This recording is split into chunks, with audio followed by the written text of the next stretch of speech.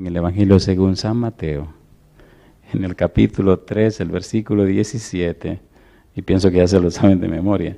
San Mateo capítulo 3, versículo 17, una frase que sale de la boca de Dios, pero es trascendente, va más allá del simple hecho de un concepto. Dice el verso 17, y hubo una voz de los cielos que decía, este es mi Hijo amado, en quien tengo complacencia. ¿Oramos?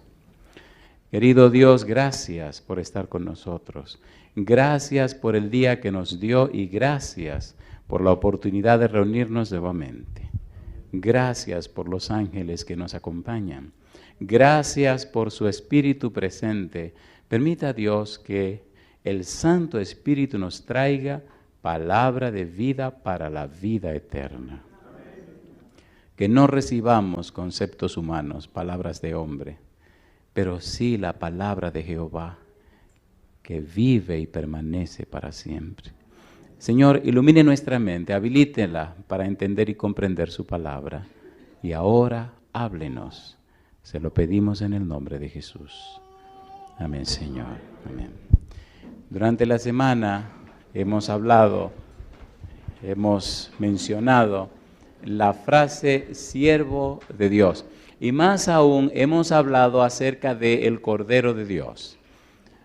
Haremos un repaso rápido, bien al punto, de las cosas fundamentales que hemos dicho. Número 1, el versículo 17 de San Mateo capítulo 3 ocurre en el momento del bautismo de Jesús.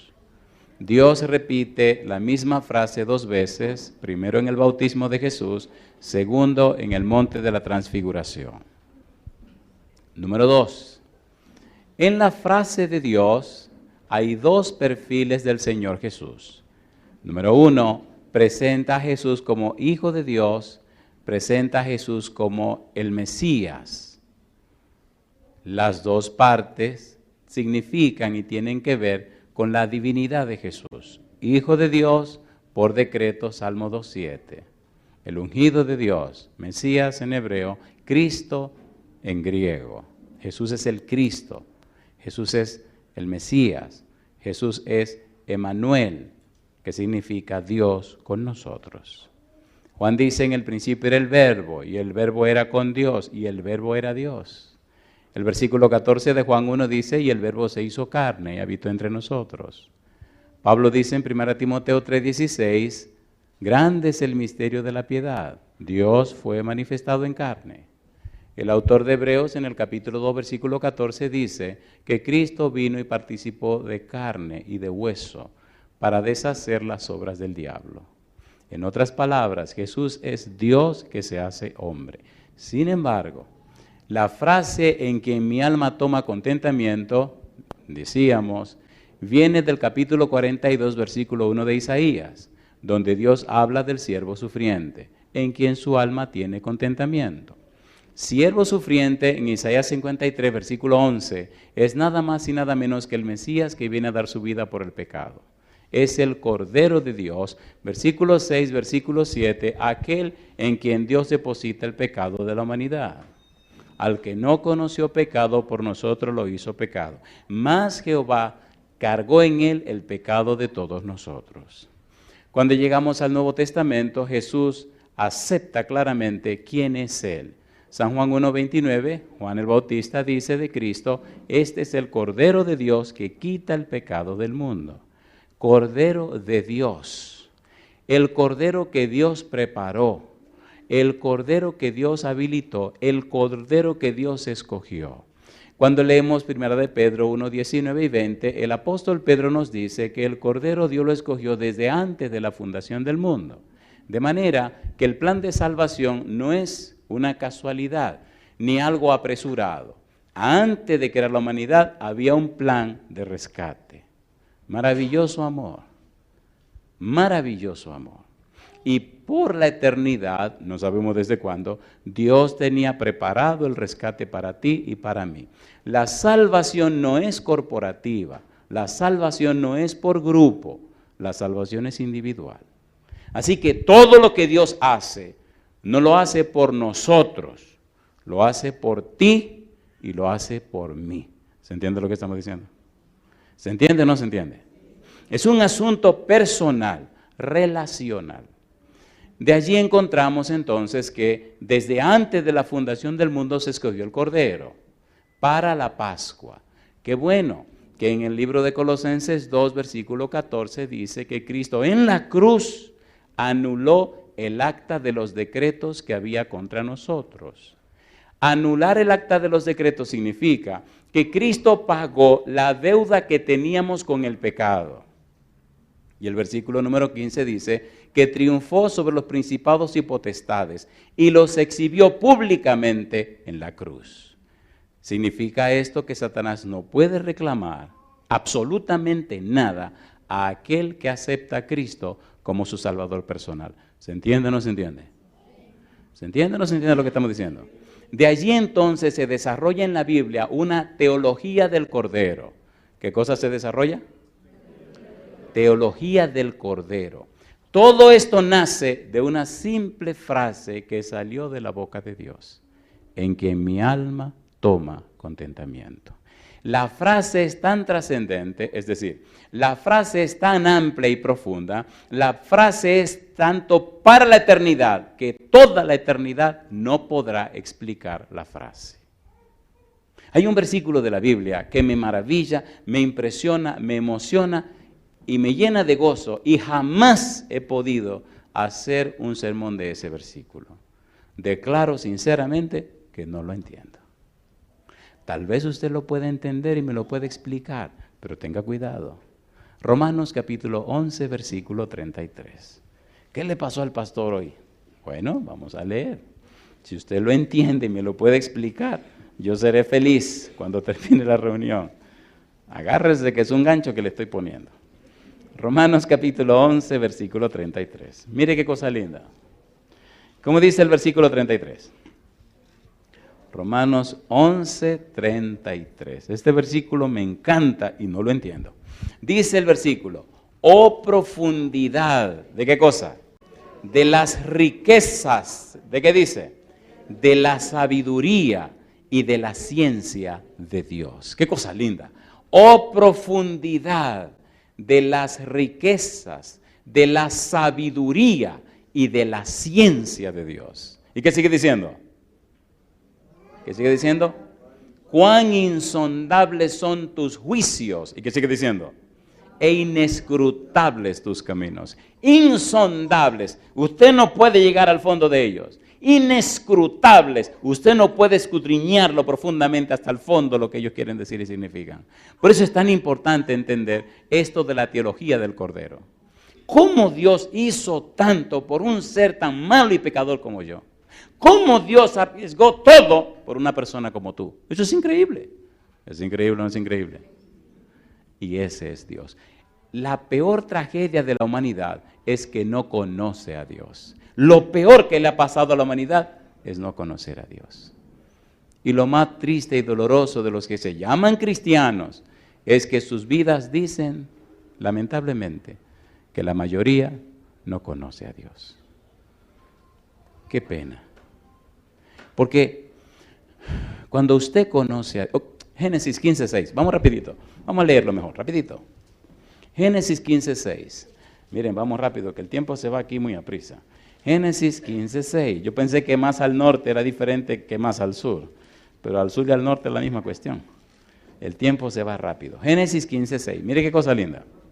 ¿Cómo dice el versículo 6? Y creyó a Jehová, ¿y qué dice? Y le fue contado por justicia. Y creyó a Jehová.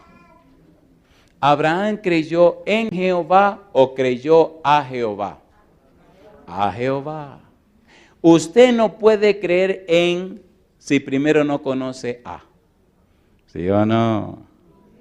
¿Sí o no? Para creer en, tengo que conocer a. Cuando usted le pregunta a una gente, ¿usted cree en Dios? Dicen que sí. Y si usted le pregunta, ¿usted conoce a Dios? Entonces se rascan la cabeza. ¿Cómo es la cosa? ¿Verdad que se pone bueno el asunto? Necesitamos estudiar la Biblia. Necesitamos saber qué es lo que Dios ha dicho, porque lo que de Dios se sabe solamente es lo que Dios reveló. Porque nadie puede saber más de Dios que lo que Él reveló. Y para conocer a Dios hay que saber lo que Él reveló. De allí la importancia de lo que estamos estudiando. En quien mi alma toma contentamiento. Desde antes de la fundación del mundo, Dios ofreció el Cordero. Número 1. Número 2. Cuando el hombre peca, Génesis capítulo número 3, Dios no se ausenta. Dios viene a donde el hombre y le pregunta, Adán, ¿dónde estás tú? Dios no abandona al hombre cuando peca. Dios no se hace de la vista gorda, dicen en mi país. Dios busca al hombre, no para condenarlo. Dios busca al hombre para decirle al hombre y enseñarle al hombre cuál es su situación y su condición. La pregunta, ¿dónde estás tú?, es trascendente. Va más allá del simple pensamiento de una ubicación geográfica. La pregunta, ¿dónde estás tú?, significa, no estás en el lugar que yo te coloqué. De hoy en adelante las cosas serán distintas, Adán, no porque yo lo decidí, tú lo decidiste. Sin embargo, todo está implícito en la pregunta. Y yo te pregunto a ti hoy, con relación a Dios, ¿dónde estás tú? Dios sigue haciendo preguntas y en el versículo 15 habla de la enemistad entre la mujer y la serpiente. Y la enemistad entre la simiente de la mujer y la simiente de la serpiente. Y Dios dice que la serpiente heriría a la simiente de la mujer en el calcañar, pero que la simiente de la mujer aplastaría la cabeza de la serpiente. La simiente de la mujer es Jesús, la simiente de la serpiente es el pecado. Y Cristo aplastó el pecado en la cruz del Calvario. Pagó con su vida el precio del pecado. Yo me detengo aquí, ¿se entiende lo que estamos diciendo? Cuando llegue a su casa, lea el capítulo 12 de Apocalipsis y lea todo el capítulo. Y ahí encontrará la explicación del versículo 15 de Génesis 3. En el versículo 21 de Génesis capítulo 3 aparece Yahvé Elohim vistiendo con pieles a Adán y Eva. Esa piel es un símbolo de la justicia de Dios. Quien viene a la tierra a mostrar la justicia de Dios es Cristo Jesús. Romanos capítulo 3 versículo 21 en adelante. Cristo trae la justicia de Dios. Jeremías 23, 5 y 6 dice que la justicia es Jehová. Jehová, justicia nuestra. La justicia es una persona. La persona es Cristo Jesús. En Gálatas 3:27 dice que cuando nos bautizamos somos vestidos de Cristo. De modo que en el bautismo usted queda vestido con la persona justicia que se llama Cristo Jesús. Y permita a Dios en la semana encontremos un espacio para explicar algunas cosas que tienen que ver con la palabra bautismo, porque es muy confusa para algunos y otros no la pueden entender. Pero la palabra bautismo tiene una connotación legal, una connotación forense, una connotación de tribunales. Cuando usted va a comprar una casa, ¿verdad que necesita un notario? Bueno, aquí sería un abogado, ¿verdad? Un abogado. Y tienen que hacer un asunto legal, ¿o no? El bautismo es una compra de una casa, de un templo, que es el cuerpo suyo. Y Dios lo compra con la sangre de su Hijo. El pecado, la palabra pecado es una palabra forense, una palabra legal. Primera de Juan capítulo 3 versículo 4, el pecado es transgresión de la ley. La ley tiene que ver con tribunal. Así que en el bautismo usted le vende su cuerpo a Dios y Dios lo compra con la sangre de Cristo Jesús. Ahora su cuerpo es propiedad de Dios y entonces viene el Espíritu a morar en usted. Es un acto legal. Las personas que escuchan la palabra de Dios, que les gusta el Evangelio, que se fascinan con la Biblia y no toman una decisión, ¿quieren que le lea lo que pasa? ¿Le leo o no le leo? ¿Seguro que quieren que se lo lea? No le va a gustar. Y posiblemente le duela. Y hasta usted va a decir, Me acuerdo de una señora una vez que se olvidó que estaba en la iglesia. Y el tema se puso tan interesante. Porque hay personas que se concentran mucho y como que pierden la ubicación. Y en un momento dije algo y esa señora dio un salto en la silla que todo el mundo se rió. ¿Están listos? ¿Quieren que le diga esto o no quieren? ¿Quieren o no quieren? Bueno, la curiosidad mató al gato. Aquí vamos. San Mateo capítulo número 12. Ustedes fueron lo que quisieron. Cojan ahora. No diga después, ay, no, espérate. No, espérate. Ya dijiste que sí. San Mateo capítulo número 12. Se da un incidente en el capítulo. Miren, vamos rapidito, que esto es una pequeña limonada que nos vamos a tomar. San Mateo capítulo. Yo no he visto limones aquí. Aquí no abundan los limones. Qué barbaridad. Ah, no. Y bueno, no he visto limones y a mí me fascinan mis limones. Me encantan los limones. Soy enfermo con los limones. Me gustan la limonada, me gusta el limón. En el norte hay muchos limones. Bueno, pues es una limonada. Disfrútenla y gócensela. Capítulo número 12. En el capítulo 12 se da un incidente y este incidente lleva o trae como consecuencia que a Cristo lo acusan de sacar los demonios por el poder del diablo, el poder de Belcebú. Y es una acusación fuerte.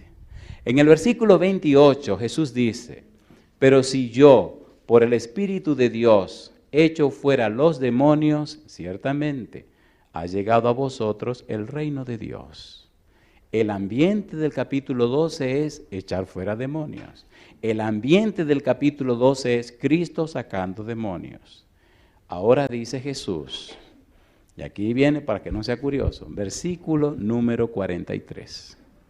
Cuando el espíritu inmundo sale del hombre, anda por lugares secos buscando reposo y no lo halla. Ay, mamacita.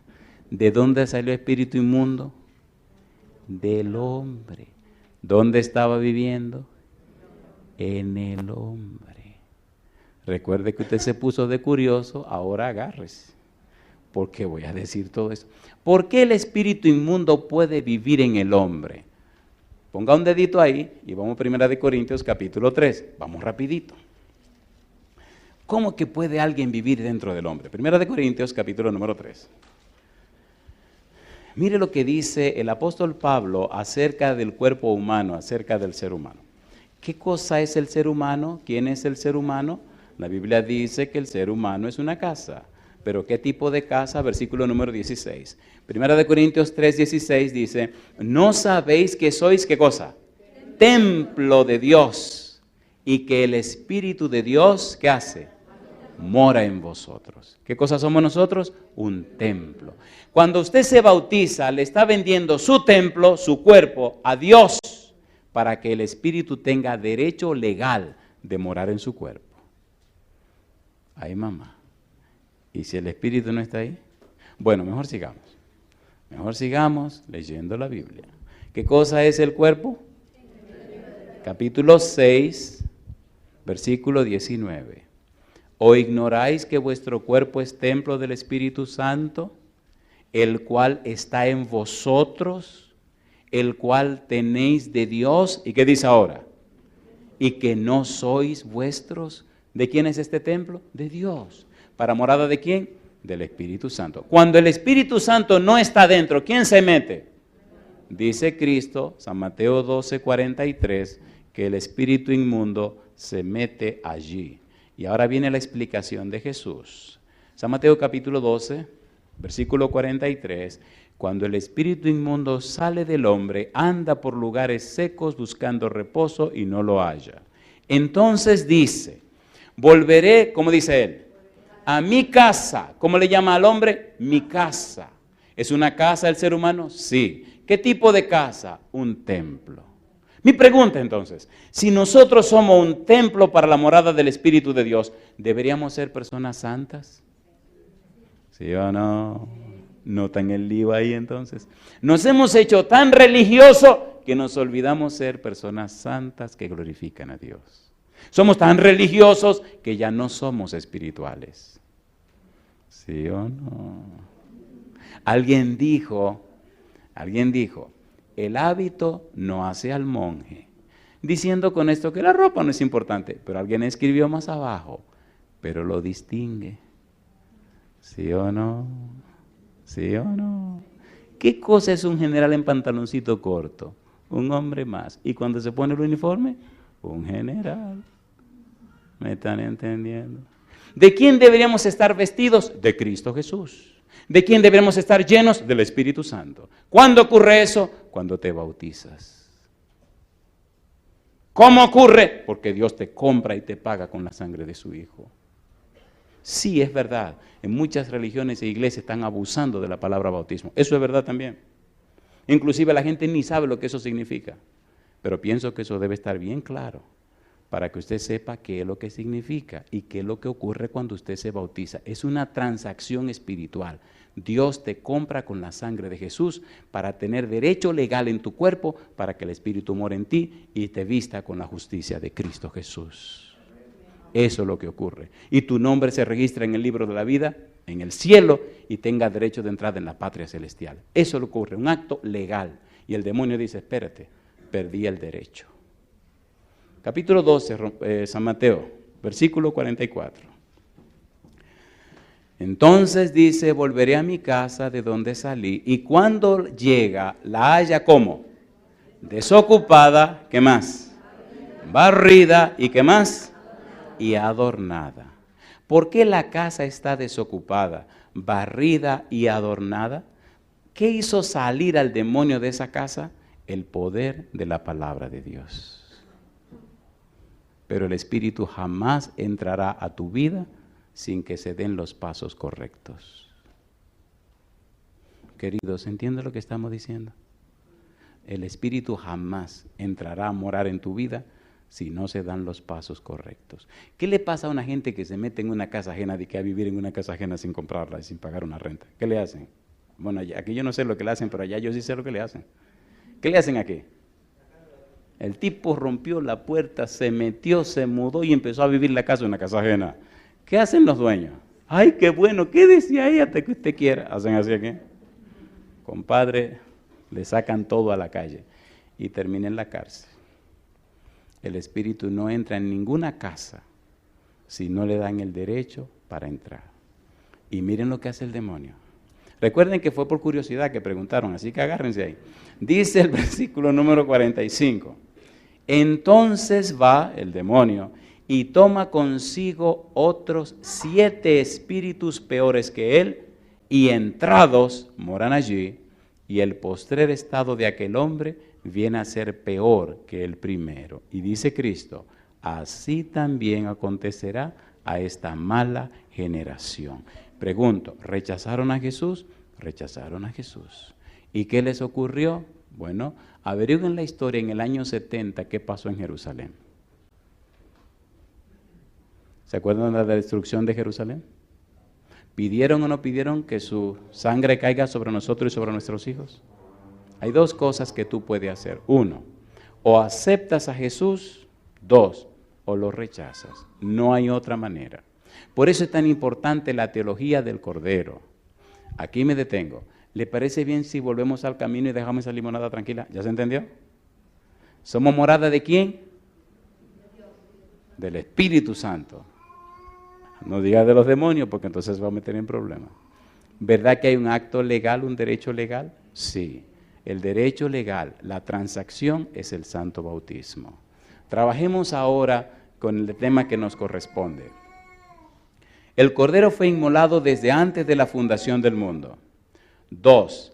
El Cordero es representado en el capítulo 3 de Génesis, versículo 15, y en el versículo 21 de Génesis, donde Dios viene y viste a Adán y Eva con pieles de cordero.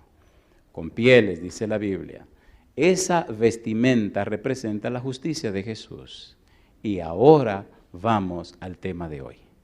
¿Están listos? Hay toda una teología del Cordero y la vamos a ver. Porque si usted la entiende, si la comprende, descubrirá hasta dónde llegó Dios para la salvación suya. Hasta dónde llegó Dios para alcanzarte a ti. Y cuando ya uno sabe, no puede alegar en el tribunal que no sabe. Cuando usted va a un tribunal a declarar, ¿qué le ponen en la mano?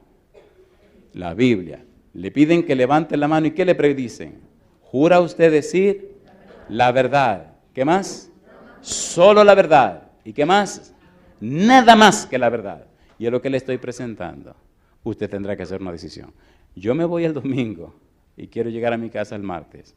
¿Cuándo volveré por aquí? Dios sabe. El pastor dice que ahí viene el invierno. Yo lo felicito, disfruten su frío y caliéntense bien. Y pastor, vamos a ver si vienen a patinar. Bueno, vamos a trabajar ahora en Génesis capítulo 22. ¿Están listos? Vamos a la tercera parte de esta teología del Cordero. Génesis 22 presenta la historia de Abraham y de Isaac. Vamos rapidito porque hay mucho que decir y muchas cosas hermosas que repasar. Génesis capítulo 22, sabemos que Dios le dice a Abraham, toma a tu hijo Isaac, tu único a quien amas, y llévalo para que lo sacrifique en el monte que yo te diré. Y entonces Isaac le hace la pregunta en el versículo 7, entonces habló Isaac a Abraham su padre y le dijo, Padre mío, y él respondió, heme aquí, mi hijo. Y él dijo, he aquí el fuego y la leña, mas ¿dónde está el cordero para el holocausto? Y respondió Abraham, Dios se proveerá de cordero para el holocausto, hijo mío. E iban juntos. Una pregunta para usted. ¿Llegó Abraham al momento de cortarle el cuello a su hijo? ¿Sí o no? Sí. ¿El ángel detuvo su mano? Sí. ¿Proveyó Dios un cordero que Abraham sacrificó en aquel lugar? Sí, Señor. Ahora, ponga cuidado a lo que dice Jesús. Y me gusta esta parte porque es profunda y Cristo la expresa en una forma clara y amplia. Jesús tenía plena conciencia, Jesús estaba bien claro en lo que había venido a hacer a la tierra. Por eso dice, vine a hacer la voluntad de mi Padre. La voluntad de Dios, la voluntad del Padre es que usted alcance la salvación. Y Dios determinó arriesgar todo el cielo, si era necesario, para la salvación de tu persona. No importa el costo, pagaremos todo para que no se pierda. No conocer a Dios nos hace ser seres tan, wow. Bueno, no quiero decir ninguna de las palabras que me vinieron a la cabeza porque son muy fuertes. Tan tristes, nos hace tan tristes, somos tan tristes. Esa duele menos, ¿verdad? Nos hace tan tristes, tan... Póngale las otras palabras que usted quiera allí. San Juan capítulo 8. Ponga cuidado que ahora que esto se va a poner bueno. San Juan capítulo 8. A mí me gusta la Biblia. Me gusta mi esposa, la amo mucho, pero me gusta la Biblia. Sí, Dios me ha dado una esposa bien bonita, bien interesante. San Juan capítulo 8, versículo número 56. Ponga cuidado. Me gusta como lo dice Jesús. Versículos 56 al 58. Recuerde que venimos de Génesis 22, dejamos a Abraham e Isaac arriba en el monte, ya se resolvió el problema, le pusieron el cordero y lo sacrificó. Ahora dice Jesús, versículo 56, Abraham vuestro padre se gozó de que había de ver mi día, y lo vio y se gozó. Entonces le dijeron los judíos, aún no tienes 50 años y has visto a Abraham. Jesús les dijo, de cierto os digo, ¿qué cosa? Antes que Abraham fuese, yo soy. Alabado sea el nombre de Dios. Mi pregunta, ¿está diciendo Cristo ahí que es preexistente? Sí. ¿Está diciendo que existe desde antes de Abraham? Sí. ¿Vio Cristo cuando Abraham iba a sacrificar a Isaac? Sí. ¿Proveyó Cristo el cordero para que lo sacrificara Abraham? Sí. Cristo vio el día cuando Abraham sacrificó el cordero. Y de esa manera se presenta un símbolo de aquella hora horrible y espantosa en el futuro, cuando el Padre vería el sacrificio de su Hijo y no podría hacer nada. Abraham vio mi día y se gozó.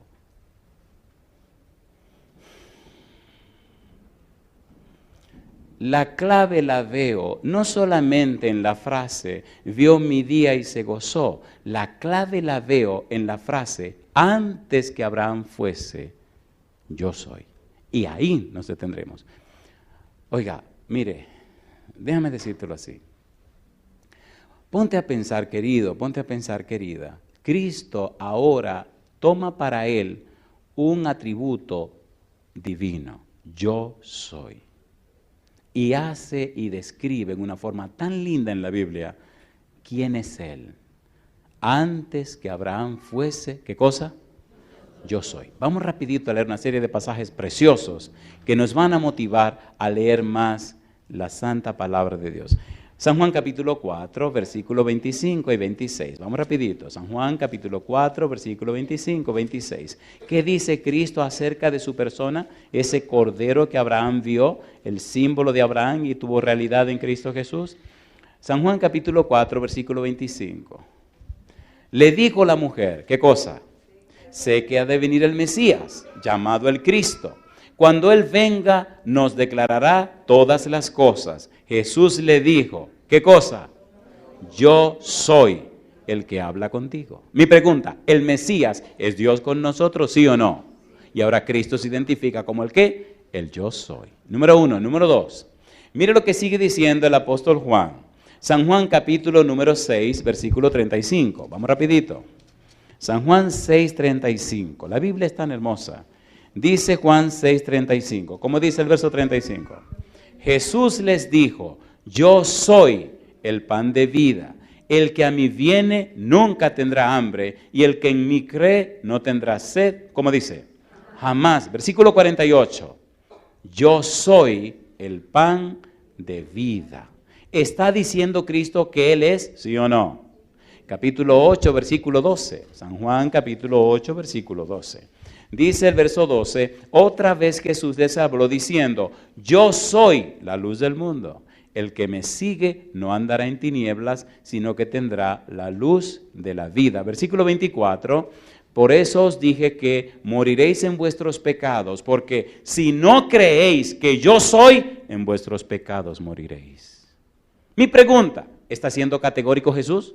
Sí, Señor. Así que aquel símbolo, aquel cordero que Abraham sacrificó, era un símbolo del verdadero cordero que ahora estaba en el mundo. Antes que Abraham fuese, yo soy. Abraham vio mi día y se gozó. Cristo está diciendo, yo soy Dios hecho carne, pero vengo a morir como el siervo sufriente.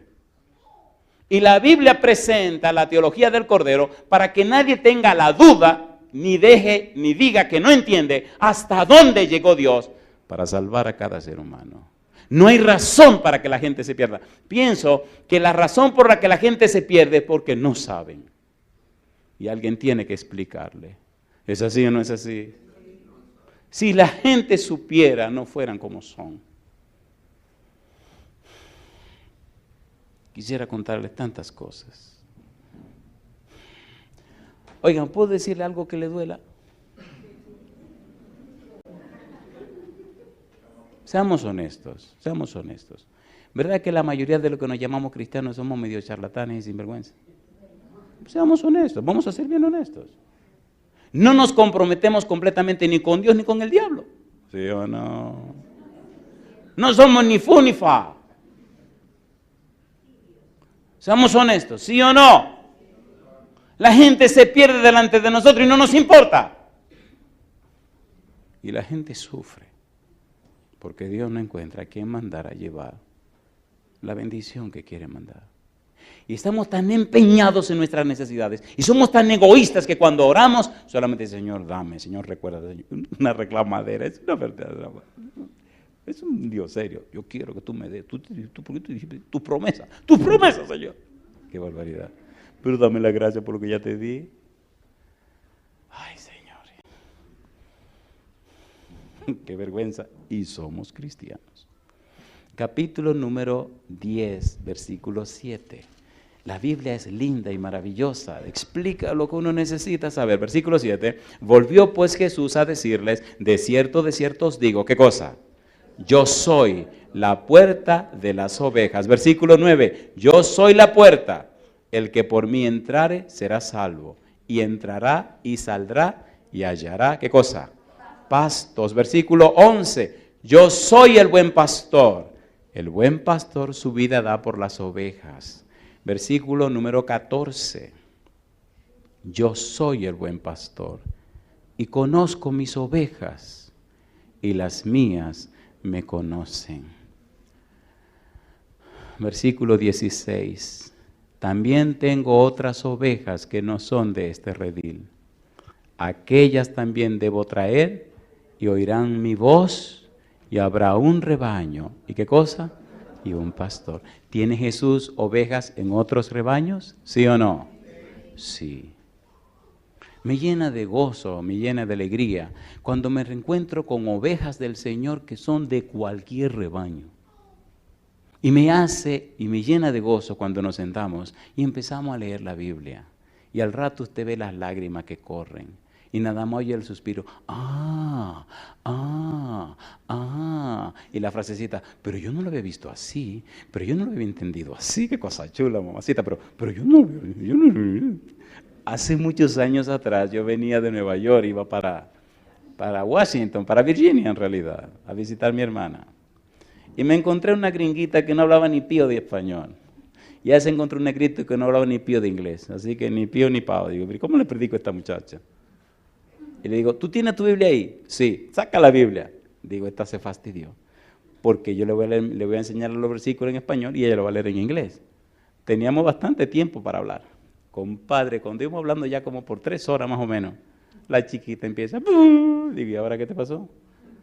Y me dice un récord de cosas que yo ni entendía. Así que para que yo entendiera, buscaba un versículo de la Biblia para que yo lo leyera, y ahí entonces me decía, ella me lo buscaba en inglés, yo leía mi Biblia en español. Oye, fue una conversación de 5 horas fantástica, pero entendió el plan de salvación, entendió el amor de Dios, entendió el sacrificio de Jesús, entendió el mensaje divino. ¿Se entiende o no se entiende? La gente sabe quién tú eres, la gente no es tonta. La gente sabe si el Espíritu de Dios está en tu vida o no está. La gente sabe si eres un falso, un mentiroso, un engañador. La gente sabe quién tú eres. Déjate de tontería. ¿Sí o no? Y el diablo también quiere hacer sus tonterías. Después le cuento porque el tiempo se me está acabando. Sí, porque el diablo anda suelto también. El diablo quiere hacer su diablura. Capítulo 11, versículo 25-26. Recuerden que estamos con el yo soy. Versículo 25 le dijo Jesús, yo soy la resurrección y la vida. El que cree en mí, aunque esté muerto, vivirá. Y todo aquel que vive y cree en mí, ¿qué cosa? No morirá eternamente. ¿Crees esto? Y siguen los yo soy. Capítulo 14, versículo 6. ¿Qué dijo Jesús? Yo soy el camino y la verdad. ¿Y qué más? Y la vida. Nadie viene al Padre, sino ¿por quién? Por mí. Capítulo 15, versículo 1. Yo soy la vid verdadera. Y mi Padre es, ¿qué cosa? El labrador. Versículo 5. Yo soy la vid, vosotros los pámpanos. El que permanece en mí y yo en él, este lleva mucho fruto, porque separados de mí nada podéis hacer. Yo te pregunto, ¿esto tiene sentido o no tiene sentido? A ver, ¿tiene sentido o no tiene sentido? ¿Es Cristo el gran yo soy? Él dice que sí. La Biblia dice que sí. Y yo creo que sí. ¿Lo crees tú? Recuerde que todo partió con la frase, antes que Abraham fuese, yo soy. Abraham vio mi día y se gozó. Y ahora Cristo explica la teología de lo que está presentando. Sin embargo, ahora empieza lo bueno. Éxodo capítulo 3, versículo 13 al 15. Y aquí vamos a usar los minutos que nos quedan, porque aquí sí nos va a doler. ¿Han visto cuando usted se da una herida? Una herida no. Cuando usted se quema y le ponen algún vendaje para evitar problemas, cuando le van a quitar el vendaje, lo sabroso que es cuando le están quitando el vendaje, que le hagan los cabellitos, ¿se han dado cuenta? No al pasito duele más, arranca eso rápido. Así que vamos a quitarle los cabellitos a ustedes ahora. En el capítulo número 3 del libro de Éxodo, Dios viene para hablar con Moisés. Dios viene a decirle que va a rescatar a su pueblo de la esclavitud de Egipto. Dios viene personalmente, no envió ningún ángel, aunque la palabra ángel de Jehová es un título que representa o se usa para representar al Señor Jesús. Ahora viene Dios a hablar. Me gusta porque aparece en la Biblia del principio por primera vez la palabra o la frase yo soy. Jesús dijo en el Nuevo Testamento que Él es, yo soy. Ahora, mire qué cosa rica, qué cosa hermosa, qué maravilla que el mismo Dios viene a hablar con Moisés, a decirle, mira Moisés, yo he visto, yo he oído el clamor de mi pueblo y vine para libertarlo. Por favor, ponga cuidado a estos verbos. Dios te ha visto, Dios te ha conocido, Dios sabe lo que está pasando contigo, Dios conoce tu realidad. Por eso envió a Cristo Jesús. Mira qué cosa linda. Capítulo 3. Vamos a leer rapidito el versículo número 7.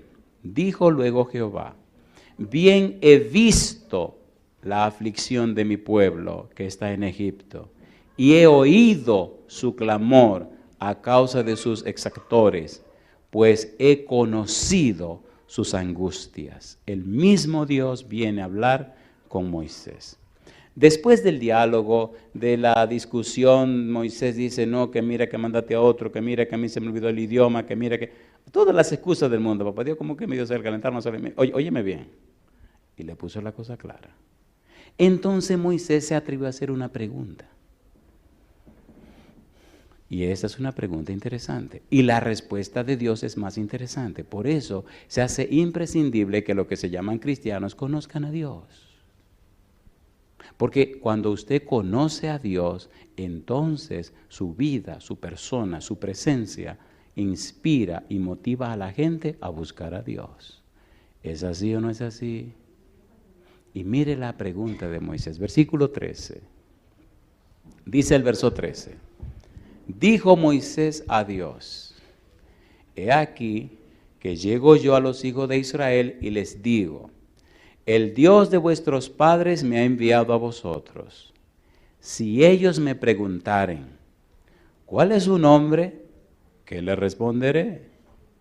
Y respondió Dios a Moisés, ¿qué le dijo? Yo soy el que soy.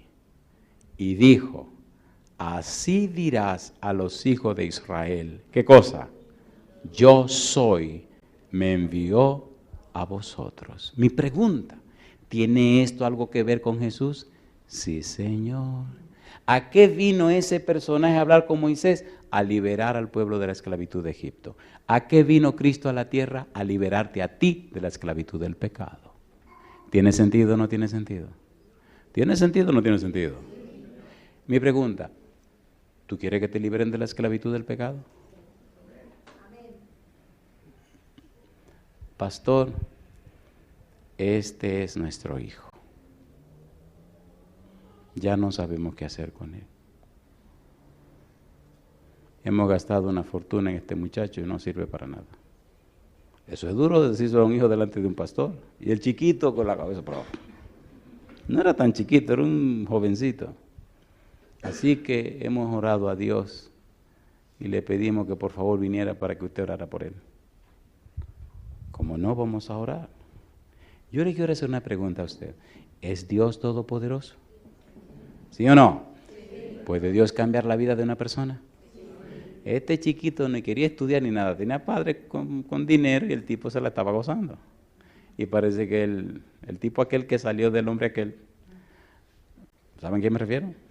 Le llaman diablo, le llaman el demonio. Tenía atrapado al muchachito este. Nos arrodillamos, le pedí por favor que me dejaran hablar con el niño un ratito. Los padres salieron y le dije al muchacho, dime algo.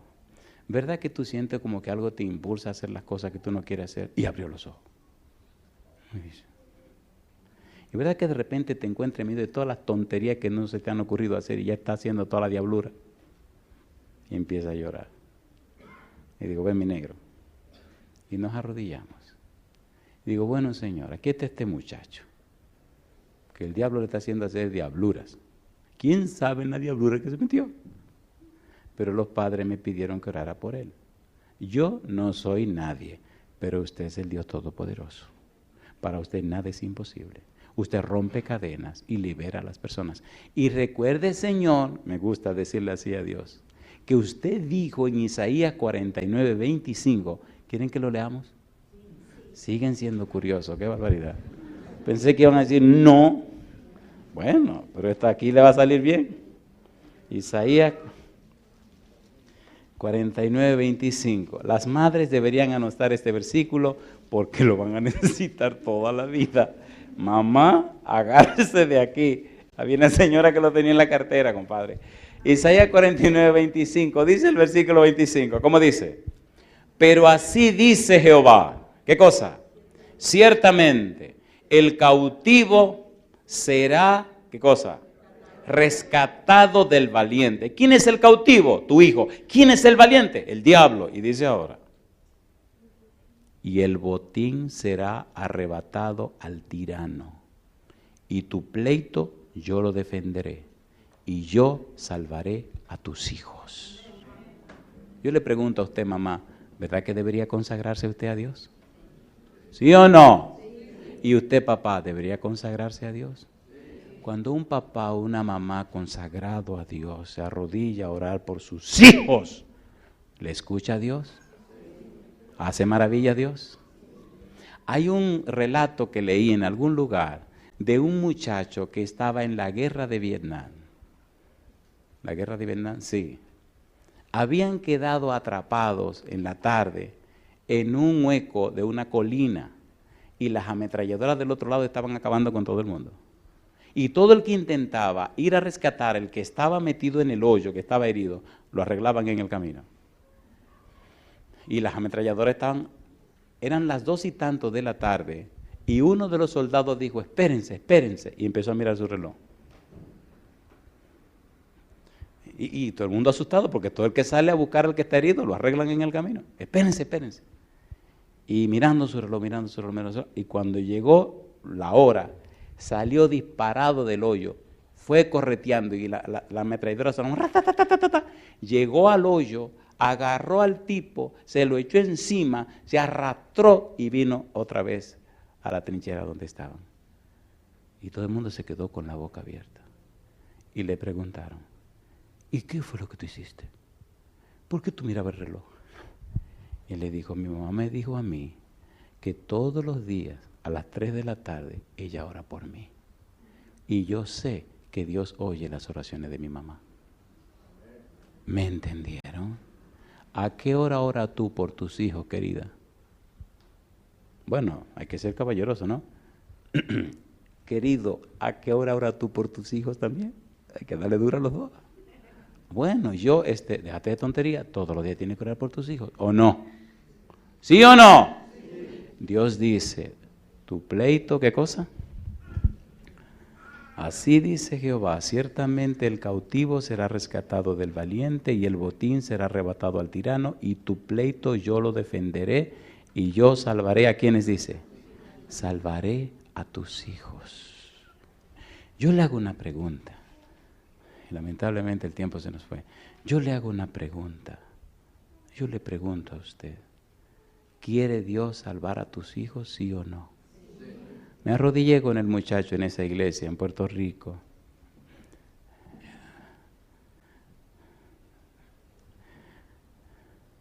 Empecé a orar, empecé a llorar, porque empecé a pensar que este era mi hijo que el enemigo tenía atrapado. Y el chiquito comenzó a llorar también. Terminamos de orar, me abrazó, nos abrazamos fuerte y arrodillado. Se fue y no lo volví a ver. 3, 4 años después, me encontré con los padres y estaban muy radiantes y muy contentos y le pregunté, oigan, ¿y qué pasó con el muchachito aquel? Uy, comenzaron a llorar, me abrazaron y empezaron a hacerme todas las historias. Pidió irse a Miami, se fue a Miami, se puso a estudiar, terminó la carrera que había empezado, está haciendo una especialidad, jamás volvió a usar drogas, ya no usa alcohol, ya no sale a la calle. Pastor, fue una cosa increíble lo que Dios hizo. Y les dije, Cristo murió en la cruz para pagar el precio de nuestros pecados. Y en Él Jehová cargó todas nuestras enfermedades, cargó todos nuestros pecados. Cuando nos consagramos a Él, el Señor hace maravillas en nuestra vida. Yo te pregunto, ¿es así o no es así? En el capítulo 3 de Éxodo, versículo 15, aquí terminamos, está la frase más hermosa que usted puede imaginar. Recuerde que estamos hablando de la teología del Cordero. Dice el versículo 15, Éxodo 3:15, además dijo Dios a Moisés, así dirás a los hijos de Israel, Jehová, el Dios de vuestros padres, el Dios de Abraham, Dios de Isaac y Dios de Jacob, me ha enviado a vosotros. Y esta es la frase que más me gusta. Dice, este es mi nombre para siempre. Con él se me recordará. ¿Por cuánto tiempo? Por todos los siglos. ¿Qué significa en realidad la frase? En hebreo, los que saben hebreo, los que estudian el idioma, dicen, la frase se me recordará significa, ustedes vivirán, actuarán, se comportarán, se conducirán conscientes de que yo estoy presente. ¿Consciente de qué? De que yo estoy presente. Yo soy el que soy, significa soy el Dios siempre presente. Si las cosas están bien, estoy presente. Si las cosas están mal, estoy presente. Si las cosas son como tú quieres, estoy presente. Alegría, estoy presente. Tristeza y dolor, yo siempre estoy presente. Yo estoy viendo, estoy oyendo y yo sé lo que está pasando. Pero dame el derecho legal de trabajar con tu vida. ¿Verdad que queremos vivir como nos da la gana y clamamos a Dios que nos ayude? Sea honesto, ¿sí o no? Entonces, sea respetuoso, déjese de eso. Ponga las cosas como manda Dios y que Dios tenga derecho sobre usted. ¿Es así o no es así? ¿Le gustaría darle derecho legal a Dios? Entonces póngase en pie conmigo. Yo soy el que soy.